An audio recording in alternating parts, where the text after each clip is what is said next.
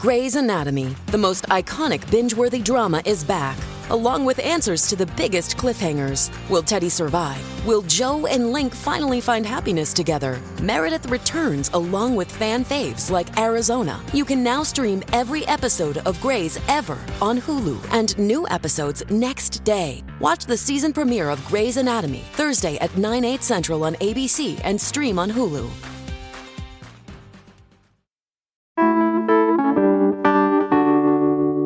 Last month, it was reported that the FBI may have quietly reopened one of the greatest unsolved Pacific Northwest mysteries of all time. The case of D.B. Cooper, the infamous hijacker who parachuted out of a plane and disappeared somewhere over Southwest Washington in 1971. So we thought, hey, this would be a perfect time for all of our new listeners to hear the story of filmmaker T.J. Regan, who thinks he might have solved the case. So today on CityCast Portland, we're listening back to my 2023 conversation with TJ about his documentary, I Am D.B. Cooper, where he joins the supposed D.B. Cooper on a treasure hunt looking for his remaining ransom money. It's Monday, March 11th. I'm Claudia Meza, and this is what Portland's talking about. What makes you so sure that you found the right guy? Like, one of the interesting things about your film is not just how much you guys believed him, but how eager everyone was to believe him, if that makes sense. Like, it was like someone saying, Santa Claus does exist. And everyone's like, we knew it. Exactly. Yeah. Like, we want to play you a clip of, I don't know if it was your sound guy or your camera guy. It might have been your camera guy. Just having that feeling after meeting him. Like, the stuff that he's talking about is so detailed. He's like Jesus. He's either a psychopath, liar, narcissist, or it's true. It's crazy. What are you thinking right now? What are you thinking? Honestly, after that, I'm kind of convinced. He would be going to such great lengths, all for like a lie. Which, again, is possible, but I'm starting to be convinced. Why is everyone so dead set on believing this guy? I mean, it was just, he had all the right answers? Was that it? Yeah, I mean, he had all the right answers. Like I said, every reason that he had was very plausible. I didn't know much about D.B. Cooper. So when I found out that we might be doing this, I immediately started, brushing up the facts and watching some documentaries online and reading case evidence and all of that. So my plan was, let's bring this guy down there and go try to find this money, right? And could you explain what the money is to people who maybe not know the lore? Yes. So in 1971, a man named Dan Cooper boarded an airplane from Portland to Seattle and then ransomed the airplane for $200,000. 30 minutes into the flight, the myth goes that he lowered the back staircase and jumped out of the airplane, never to be seen again. And he knew like everything about this plane. He knew, like, that's what everybody was blown up. Like, how did he know that was the kind of plane that you could jump out of, Yes, exactly. So our bounty hunters, they're my friends, they found this man, and he says, I obviously survived because I'm here, and I buried the money off the Columbia River a quarter mile up from where they found money on Tina Bar. So Tina Bar is a well-known area because in the early 80s, a father and son, they found $5,800 of D.B. Cooper's money. All the serial numbers matched. Rodney Bonifield comes to us and says, I am D.B. Cooper. I buried the money a quarter mile up for where they found that $5,800. So the plan as a team was to go down and help him find this money. Right. What do you think about this lore? It's the only unsolved case of like air piracy in the history of commercial aviation. So I know like that's one bit, like he fought the law and he won. I mean, we think. Mm-hmm. But what is it? What do you think about D.B. Cooper makes him such a good Pacific Northwest folk anti-hero? Yeah, and I think that even when you said like the only unsolved air piracy in all of the world, I think more what makes him a legend, worldwide or in the United States, or speaking of him as this, this myth, it is because he was able to get away and do things in a way that he wasn't able. He didn't harm anyone. He got away with the money. He kind of stuck it to the man in a sense. And he was polite. Remember, everyone was like, and he was so Yes. polite. Everyone was charmed by him. Yes, exactly. And they were charmed by him. Even the stewardess, I think she might have said that he was cute or something like that, so it was very much like this thing that happened and was never solved. And I think that's why it's such a great myth or such a great moment in history, because he did it without harming anyone and he was able to stick it to the man, I said a little bit about this, but he's a hero. Everyone has an idea of him, who he is. I have some criticisms. I'm sorry. I saw your Please. movie, and we just said this guy is polite. He is suave. Your guy, and I mean no disrespect to Mr. Bonfield. You kind of made him look like an asshole. Like I feel like your DB Cooper was not a cool guy, and I'm curious what your idea of DB Cooper was before and after, meeting your suspect. Yeah. My idea of DB Cooper beforehand, DB Cooper was this Jason Bourne, James Bond type of character, suave and all of that. But then as I started investigating with him, it really switched to, wow, this really could be him. Because like you said, I made him look like an asshole. I don't necessarily think I made him look like an asshole. I think that he made himself probably look like an asshole. Of course. No, of course. Let's yes, rewind. TJ, you just presented a man, and that man had asshole-like characteristics. And for him to be a lifelong criminal, obviously he had to be an asshole. I mean, in the film, he talks about how he was on 20 or 30 armed robberies. I mean, nobody's a good person that does that. But once you feel it with his reasoning, right? Yeah. And why he did it. First of all, there's a discrepancy in age. He would have been really young when he did this. And they said he was like 30 to 40 years old, right? Right. So I asked him why, why? Well, he was up for 4 days straight on meth, pretty much on speed. And he hadn't slept. And he actually showed us a picture of him when he was 20 and he had a receding hairline. The other thing is that, like I said before, he had an answer to everything. And when he really gave his reason, which his reason was that he was heartbroken. His girl had left him. He was high on drugs, and he was trying to get her back in a very malicious, maniacal type of way. I don't understand how that connects to his girlfriend, getting back his girlfriend by hijacking a plane and then successfully getting away with money that he never used. Yes, so that he hid. So this is what makes it so interesting. So what his story was is that he knew that she was shopping in Portland, right? Because people in Washington, they go down and shop in Portland, Oregon because they save on taxes. Yes. Yeah. So he went down to try to get her, right? And he went down to pretty much take her hostage. He built a bomb and he was going to go take his girlfriend hostage. Not my DB Cooper. Not your DB Cooper, but this one. Go on. Yeah, so he did that because he knew that his girl was seeing another man.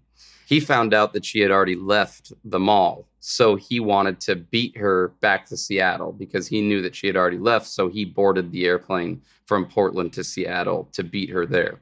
And while he was on the plane, he knew that he already had the bomb. So he said, you know what? I already have this. This isn't going to be, I'm not going to take her hostage anymore. I'm going to take the plane, get $200,000 and flee the country. That was pretty much his reasoning. I'm sorry. I'm going to pause you there for a sec because that is the most ridiculous plan B I've ever heard. When you're just like, I'm going to go to a restaurant and it's closed. And you're like, now, you know what?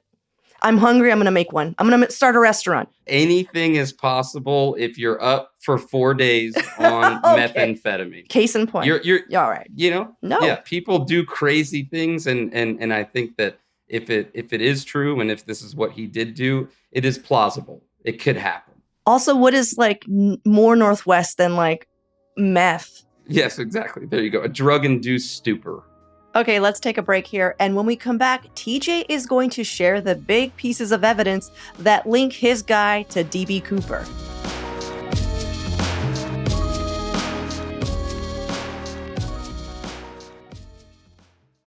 Shipping can make or break a sale, so optimize how you ship your orders with ShipStation. They make it easy to automate and manage orders no matter how big your business grows. And they might even be able to help reduce shipping and warehouse costs. So optimize and keep up your momentum for growth with ShipStation. Sign up for your free 60-day trial now at ShipStation.com and use the code POD. That's ShipStation.com with the code POD. Does Monday at the office feel like a storm? Not with Microsoft Copilot. That feeling when Copilot gets everyone up to speed instantly? It's sunny again. When Copilot simplifies complex data so your teams can act, that sun's shining on a beach. And when Copilot uncovers hidden insights, you're on that beach with your people, and you find buried treasure. That's Microsoft Copilot. Learn more at Microsoft.com/AI for all. So you did a ton of research on DB Cooper to make this movie, obviously, but what details about the hijacking, like what new things in your research did you find that you hadn't heard before that you think most people haven't heard? The two pieces of solid evidence that really brought us to think that it could possibly be him. One is that in recent discoveries, they had found a certain type of titanium alloy on his tie that would only be done by an engineer or somebody that worked at Boeing, right? I asked Rodney, why were you wearing a suit and where did you get the suit from? He said, I got it from my father, right? Back in the day, people used to wear suits to go work at Boeing. And we did our fact checking. Rodney's father worked at Boeing in the area that he might be able to have gotten some of those particles on his tie, right? Oh, well, okay, so here's the deal. Yes. The son of someone who works at Boeing. What did his dad do in Boeing? His dad worked in the engineering department of Boeing. So you're saying that the son might also, because his father is an engineer of planes, would have knowledge of how this plane would work. No. So that would be the second part, is that go on. The reason why Rodney knew about the airplane is because he had this friend named Roger Gackle. Roger Gackle's father worked on airplanes as well, and he was a flight controller. And we have confirmed that there is a man named Gackle that worked as a flight controller. So Rodney's friend Roger brought him to his dad's work, and his dad showed him all of the inner workings of the airplane and how it worked. So that was his story. That was his story of how he knew about the airplane, right? So again, he's just saying these stories using these names, and these names are checking out for us. Okay. I brought you on, TJ, because I'm kind of a big DB Cooper nerd, and I was just yelling at your documentary, but in a good way. Do you know what I mean? Like, I was just like, what do you mean? So there's been some speculation. I'm sure you saw this too, that a big reason that DB Cooper wasn't found, if he is alive, is that they've been looking for a white guy and that he might have not been white, if that makes sense. But according to, some didactic FBI file from some DB Cooper heads, the woman was like, he was swarthy. And also the description is olive skin, and Rodney is pink. What do you think about those theories, or that theory in particular, that maybe this dude might have been indigenous to the area, quite literally, or not a white guy? Yeah. I mean, I think that what you're saying is very plausible. I think the one thing that I do have to just say or address is the fact that I'm telling the story of my DB Cooper. I'm telling the story of Rodney Bonifield's story. Whether or not it's true or not, I'm telling the story of a man who has been claiming to be DB Cooper since 1971. Because the FBI could watch my film tomorrow, or they've already seen it, and completely chalk him off the list because, like you said, you're yelling at the screen saying, this is crazy. And it is, that I completely agree with you as well. It's a good ride, though. Okay, after all this, do you still believe him? Do you believe Rodney, after spending that much time with him, do you still believe that he is your DB Cooper? So I have a classic answer to this, because obviously that's a main question. I would not bet my life that it is Rodney Bonifield. I would also not bet my life that it's not him.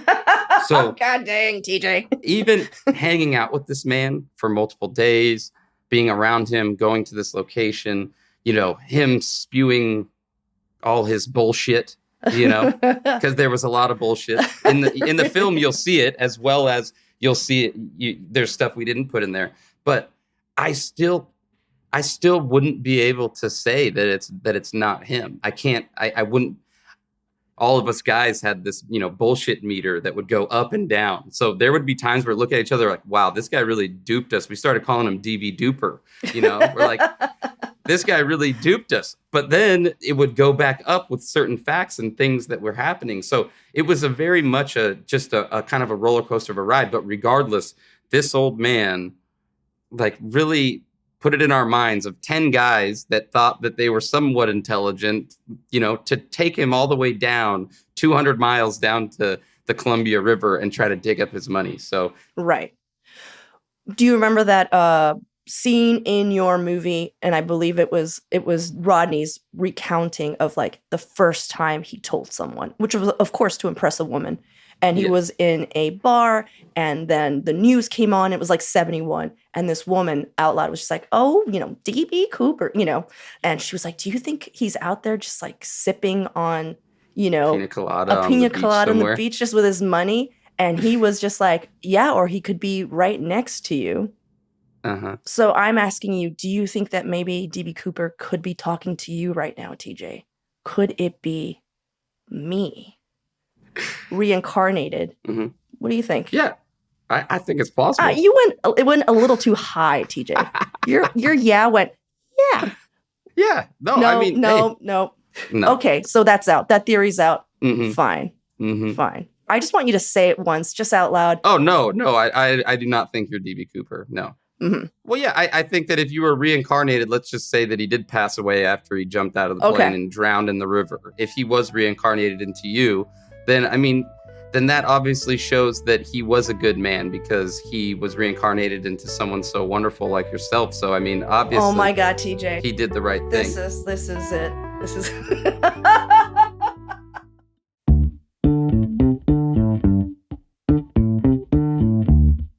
That's all for today here on CityCast Portland. Thanks so much for listening. If you enjoyed the show, please share it with a friend, rate or leave us a review. It really does help us out.